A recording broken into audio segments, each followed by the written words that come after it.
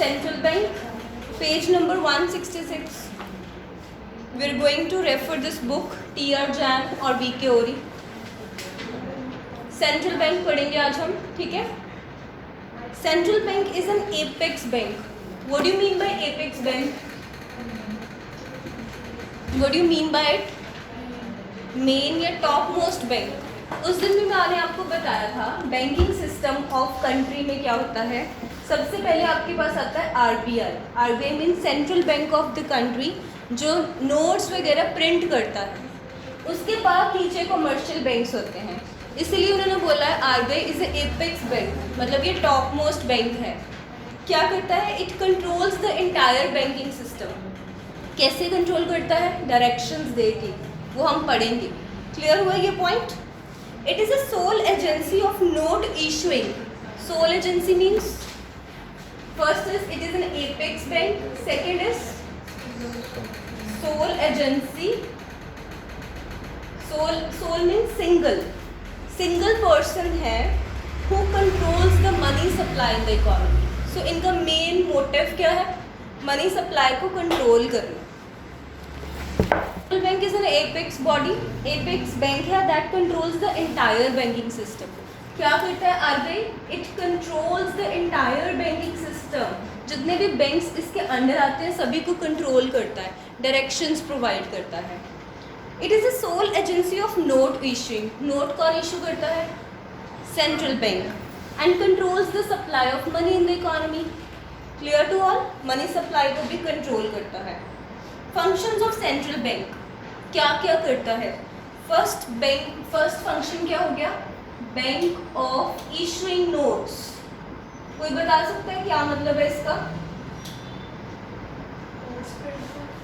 Notes print करते हैं. सिर्फ आरबीआई के पास अथॉरिटी है नोट्स प्रिंट करने की? कोई और पर्सन तो नहीं कर सकता? जसलीन आप कर सकते हो? मैं कर सकती हूँ? कोई भी नहीं कर सकता. एक एग्जाम्पल लेते हैं. 500 रुपी है. 500 रुपी का नोट है. इसके पीछे क्या लिखा है? Reserve bank of India. आगे भी लिखा है reserve bank of India. Governor के सिग्नेचर भी है, ठीक है. तो आरबीआई क्या करता है? नोट इशू करता है और गवर्नर के सिग्नेचर होते हैं, इसलिए हम इसको बोल सकते हैं लीगल टेंडर मनी. इसको अगर मैं इसकी कोई पेमेंट करना चाहती हूँ किसी को, नेक्स्ट पर्सन रिफ्यूज़ करेगा कि नहीं करेगा ना? लीगली एक्सेप्टेड है.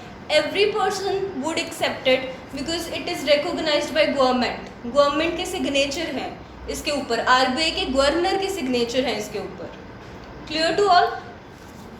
जैसे लिखा भी है, central bank has exclusive right और monopoly right. Exclusive right means सिर्फ यही हमारे कंट्री में नोट इशू कर सकती है. ना मैं कर सकती हूँ, ना आप कर सकते हो, ना कोई थर्ड पर्सन कर सकता है. इट हैज़ एक्सक्लूसिव और monopoly right of issuing note. Clear हुआ? This is also called currency authority function of central bank. The notes issued by central banks are unlimited legal tender. अभी मैंने आपको बताया legal tender का मतलब. Clear है? Legally issued है ये बाय गवर्नमेंट. सेकेंड हमारा आ गया बैंकर टू द गवर्नमेंट. अच्छा, अब इंडिया में किसकी सरकार चल रही है? अच्छा, वो तो पंजाब में चल रही है. इंडिया में सेंट्रल गवर्नमेंट कौन सी है? बीजेपी, ठीक है. और RBI and BJP they are separate, अलग हैं. आरबीआई अलग सिस्टम है, बीजेपी या गवर्नमेंट अलग सिस्टम है. सो अगर बीजेपी को पैसे की ज़रूरत पड़ी, किसके पास जाएगा? आरबीआई के पास. So central bank is a banker to the government. जब बीजेपी को ज़रूरत पड़ेगी, आरबीआई क्या करेगी? उसकी हेल्प करेगी. इसमें 3 फंक्शंस आते हैं. इम्पॉर्टेंट पॉइंट है, आपको सीधा ये भी बोल सकते हैं explain the following function of central bank. तो ये भी बोल सकते हैं बैंकर टू द गवर्नमेंट को एक्सप्लेन करो. इसके अंदर 3 फंक्शंस आते हैं. First as a banker, as a agent and as an adviser to the government. अभी मैंने आपको बताया कि अगर बीजेपी को ज़रूरत पड़ेगी, he would approach to RBI, और आरबीआई को अगर पैसे की ज़रूरत है वो मतलब उसको लेंड करेगा, राइट. ये है as a banker to the government. First function मतलब अकाउंट्स मैनेज करता है. गवर्नमेंट ऑफ इंडिया के आरबीआई अकाउंट मैनेज करता है, यस और no? Second is agent of the government के बिहाफ पे बाय एंड सेल करेगा सिक्योरिटीज़ को, इन्वेस्टमेंट्स करेगा, जब ज़रूरत पड़ेगी बाय एंड सेलिंग करेगा सिक्योरिटीज़ को, मतलब इन्वेस्टमेंट्स वगैरह कहाँ करनी है वो भी यही देखेगा, आरबीआई देखेगा गवर्नमेंट के बिहाफ पे। फिर एडवाइज़र एडवाइस करेगा पॉलिसीज़ बनाने में कि ये चीज़ होना चाहिए कि नहीं होना चाहिए। डिमोनेटाइजेशन जब आया, आपके नरेंद्र सिंह मोदी ने बोला था इस चीज़ को कि ये चीज़ आएगा, but with consultation of RBI. अगर आरबीआई की सलाह ना होती तो डिमोनेटाइजेशन नहीं आ सकता। क्लियर हो गए ये पॉइंट्स? नेक्स्ट आ गया bankers bank and supervisory role. This is your third point. Second point में हमने ये पढ़ा कि आरबीआई को जब पैसे की ज़रूरत है वो सेंट्रल बैंक के पास जाएंगे। फिर अगर बाकी बैंक हैं, बाकी commercial bank, SBI, PNB, HDFC, ये सारे बैंकर्स हैं, बैंक को अगर ज़रूरत पड़ेगी तब किसके पास जाएंगे? आरबीआई के पास। फर्स्ट पॉइंट में भी लिखा है the central bank accepts deposit from the commercial bank. Commercial banks का पैसा सेंट्रल बैंक में डिपॉजिट होगा एंड बदले में सेंट्रल बैंक उनको लोन ऑफर करेगी। Is it clear to all? Second point is central bank provides clearing house facility. Banks को clear करेगा, मतलब चेक्स को क्लियर करेगा एक दूसरे के, इंटर बैंक क्लेम्स सेटल करेगा। कैसे करेंगे वो मैं बताऊंगी। इट्स अ वेरी लेंथी, शायद इसका अलग से भी सिक्स्थ पॉइंट देख रहे हो, अलग से भी आ रहा है तो मैं वहीं पे इसको एक्सप्लेन करूंगी। In it supervisory role, supervision का क्या मतलब होता है? चेक रखना किसी पे कि whether other person is performing well और नॉट। सो आरबीआई बाकी बैंक्स पे सुपरविजन का रोल रखता है, उन पे चेक करता है कि वो लोग सही काम कर रहे हैं कि नहीं कर रहे हैं। So in it supervisory role central bank ensures commercial bank show compliance to its directions. Show compliance means जो आरबीआई ने कहा क्या कमर्शियल बैंक उसको मान रहा है कि नहीं। अगर नहीं मानेगा तो ऑफ कोर्स आरबीआई गुस्सा होगा क्योंकि वो सबका बाप है, हाँ, और कमर्शियल बैंक उसके बच्चे हैं। सो उस पर सुपरवाइज करना है, कंट्रोल करना है वेदर कि मेरे जो बच्चे हैं मेरे ऑर्डर्स को फॉलो कर रहे हैं कि नहीं कर रहे हैं। क्लियर हुआ? अब इसका मतलब क्या है? Lender of the last resort. Suppose this is SBI या दिस इज पीएनबी, इनको पैसे की ज़रूरत है, they are in need of money. ये बाकी सारे बैंक्स के पास जाएंगे पैसे इकट्ठे करने के लिए, पर इनको कहीं भी किसी से पैसा नहीं मिला। So last option in banks के पास बचती है कि वो आरबीआई के पास जाएं और उनसे लोन ले लें। आरबीआई इनको लोन दे देगा, बदले में इनसे सिक्योरिटीज़ रखेगा। गिरवी रखते हैं हम कुछ, मॉर्गेज करेंगे, उसके बदले में हमें सिक्योरिटीज़ मिलती है। इतना समझ आया? ओके। अब क्वेश्चन अराइजेस, आरबीआई इनको पैसा क्यों देगा? Why RBI will provide loan to commercial banks? क्या रीज़न हो सकता है इसके पीछे? इंटरेस्ट, ऑफ कोर्स ये तो हो सकता है कि इसको इंटरेस्ट मिलेगा। और देखो आरबीआई ये सोचेगा ये वाला बैंक बंद ना हो जाए, इसको पैसे की ज़रूरत है, किसी और से पैसा नहीं हुआ, इवेंचुअली इसके पास यही ऑप्शन है कि मैं अपना बैंक क्लोज कर दूँ। सो आरबीआई बैंकिंग सिस्टम को मेंटेन करने के लिए, ताकि कोई बैंक हमारा क्लोज ना हो, तब भी क्या करता है, उनको लोन प्रोवाइड करता है in emergency situation, so that these banks does not suffer from setback, उनको कोई धक्का ना लगे, उनका बैंकिंग सिस्टम ख़राब ना हो। तो उनकी हेल्प करने के लिए कि वो अपना काम करते रहे, आरबीआई उनको लोन प्रोवाइड करेगा।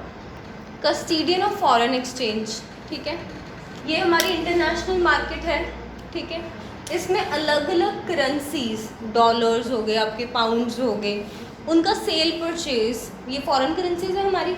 आरबीआई सेल परचेज करता है फॉरेन करेंसीज की। क्यों करता है? ताकि हम आरबीआई सेल करेगा फॉरेन करेंसीज का इन इंटरनेशनल मार्केट, ताकि रुपये की वैल्यू स्टेबल रहे, ना ज़्यादा हो ना कम हो। जैसे कई बार डॉलर्स महंगे हो जाते हैं या डॉलर सस्ते हो जाते हैं, उन सभी का इक्विलिब्रियम मेंटेन करने के लिए RBI foreign securities buy and sell करता है इन इंटरनेशनल मार्केट, इसलिए इसको बोलते हैं custodian of foreign exchange. To understand this point let us take an example. Suppose this is RBI, आगे 2 बैंक्स हैं, ठीक है। ए का बैंक अकाउंट आरबीआई के पास है, बी का बैंक अकाउंट आरबीआई के पास है। These are your commercial banks, ठीक है। और ये आपका क्या हो गया, सेंट्रल बैंक है।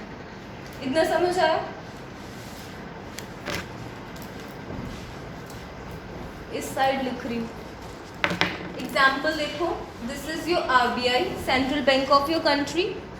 2 बैंक्स हैं, इन दोनों का अकाउंट आरबीआई के पास है। इतना समझ आया? अब इसने इट हैज़ चेक, इसके पास चेक है बी बैंक का 15,000 का, इसके पास ए बैंक का चेक है 10,000 का, यही है, ठीक है। इसने इससे 15,000 लेने हैं, इसने इससे 10,000 लेने हैं, यस और नो?